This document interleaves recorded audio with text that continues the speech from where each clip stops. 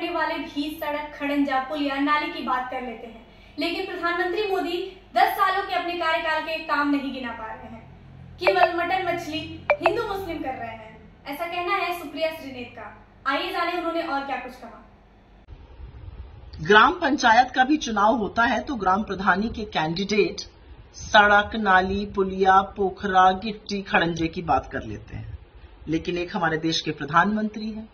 बदहवासी में नारा तो दे दिया 400 पार का, लेकिन एक काम नहीं है जो गिना सके, और उसका नाम सुनते ही इनका डिब्बा गोल हो जाता है।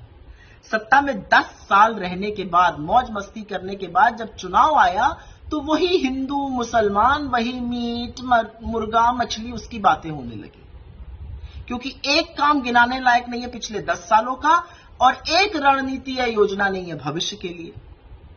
क्या ये हमारे मुद्दे हैं? कभी कभी लगता है किसको इस देश ने चुन लिया।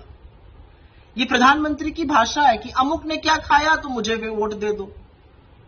एक अच्छा मैनिफेस्टो बना है जिसमें महिलाओं की, युवाओं की, किसानों की, श्रमिकों की बात होती है, उसका विमर्श हिंदू मुसलमान तक ले जाना। क्या ये शोभा देता है प्रधानमंत्री को? लेकिन खैर, उन्होंने कौन से पहले शोभा देने वाले काम किए जो अब करने लगेंगे।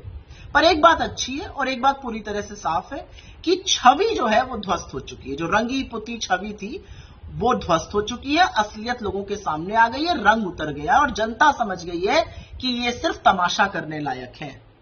तो कितना भी वर्ग ला लीजिए, जनता इस बार झांसे में आने वाली नहीं है। जनता ने मन बना लिया है, जनता इस बार गलती नहीं करेगी। और इसीलिए मैं आपकी पीड़ा, इसीलिए मैं आपका दुख, इसीलिए मैं आपकी व्यथा अच्छे से समझती हूं। सत्ता को खोने का जो भय, जो दुख आपको सता रहा है, वो दिखता है आपकी बौखलाहट में, वो दिखता है आपकी बेचैनी में।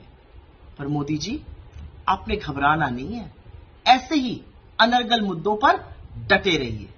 देश की जनता के सामने असलियत और आती रहे।